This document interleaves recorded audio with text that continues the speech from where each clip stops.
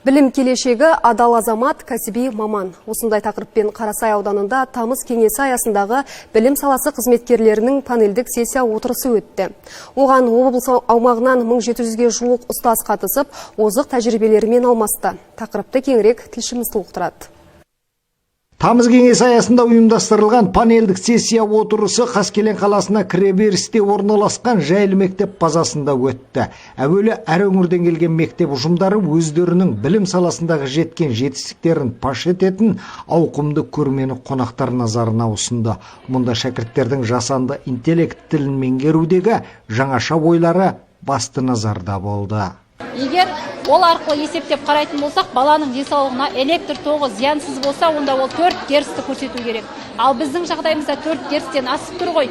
Онда ол баланың өкпесіне, асқазанына, көкбауырына зиян тигізеді. Электронды бесік және манеждер бізде тоқпен жұмыс жасайтын болса, онда ол зияндылығын осы арқылы оқушымыз дәлелдеп көрсетіп отыр. Жаңа маусым жақындап келеді. Әрбір атана балапандай күтіп баптаған баласының сапалы білім алып, саналы тәрбиемен сусындауын көксейді. Ал мектептің жүрегі қашанда ұстаз, мұғалім білікті болмай, оқушы білімді болмаса анық. Бұл тұрғыда өз тәлімгерлерінің жетістігін тізбелеген талғарлық ұстаздар жаңа оқу жылына тыңғылықты дайындалып отырғандарын жеткізді. Жаңалық ауылындағы номер 37 орта мектептің информатика пәнінің мұғалімі Жабаева Айнұр Тынышбекқызы Қазақстан Республикасының үздік педагог бас жүлде жеңіп алып, 3,5 миллион теңге ұтып алды. Сонымен қатар облыс әкімі Марат Сұлтанғазиевтің қолдауымен жыл сайын өткізетін жыл мұғалімі 2024 байқауында бас жүлдені жеңіп алып, автокөлік Талғар ауданының қоржынына салып берді. 2025-26 оқу жылына біз өзімізге үлкен мақсат қойып отырмыз. Және де міндет қойып отырмыз. Бұл жердегі біздің мақсатымыз адал ұрпақты саналы тәрбиелі қылып шығару. Сонымен қатар 25-ші оқу жылында біз шығармашылықпен жұмыс жасайтын мұғалімдерді, менторлықты және жоғарғы оқу орындарымен бірлесіп жұмыс жасауды өзімізге үлкен мақсат етіп отырмыз. 1700-ге жуық тәлімгердің басын қосқан кезекті панельдік сессия отырысы жалпы 42 кабинетте өтті. Мұнда республикалық деңгейдегі үздік ұстаздар мен шебер мұғалімдер өздерінің білім берудегі озық тәсілдерін ортаға салып, әріптестерімен тәжірибе алмасты. Көздегі мақсаты біреу, ол қайткенде шәкіртті сапалы білім нәрімен сусындату. Мектепте мені өзі 5-6 кластан бастап мұғалім қылған мені. Мен өз оқушыларыма, өзіміз класстастарыма сабақ бергем. Солай үйреткен мені мұғалім қылып мектептен. Сонда енді көбінесе жекелей жұмыс, мысалы, бір баланы көре білу, оны әрмен қарай несін шығару, жаңағындай қалып қоймау керек те, көптің арасында.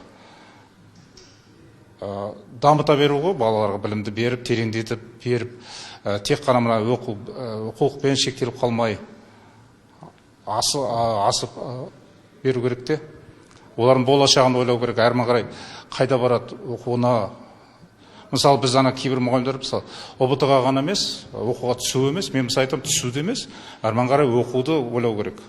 Алматы облысы бойынша жалпы 437 мемлекеттік білім мекемесі 362 мыңнан аса шәкіртпен жаңа маусымда ашуды жоспарлап отыр. Ал 35.500 оқушы алғаш болып мектеп табалдырығын аттамақ. Сондықтан ұстаздар дайындығын тағы бір ширатып алатын тамыз кеңесінде саладағы әрбір сауалды кеңінен талқылауға тырыстық дейді ұйымдастырушылар. Бұл шарада біздің бөлім басшылары, аудандық қалалық білім бөлімінің басшыларынан тартып, жаңағы мектеп директорлары, оқу әдістемелік орынбасарлары, тәрбие жөніндегі орынбасарлары, педагог психологтарымыз бар, әлеуметтік педагогтарымыз бар, және пән мұғалімдері, қосымша біліммен қамту жаңағы мамандары барлығын жұмылдыра отырып, жаңа оқу жылында жаңа бағытта жұмыс бастауды жаңа жоспарлап отырмыз.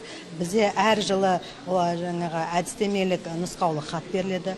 Сол жаңа оқу жылына осы әдістемелік нұсқаулық хатты, жаңа нормативті құқықтық актілерді талқылауда, мектепке қажетті қолданыстағы барлық құқықтық жаңа нормативтік актілерді осы жерде талқылап, мұғалімдермен тиісті шаралар бойынша бүгін осындай жұмыс ұйымдастырып жатырмыз.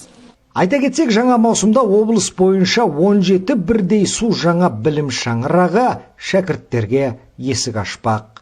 Құрманжан Қасымжанұлы, Кенже Жомарт, Жетісу арнасы.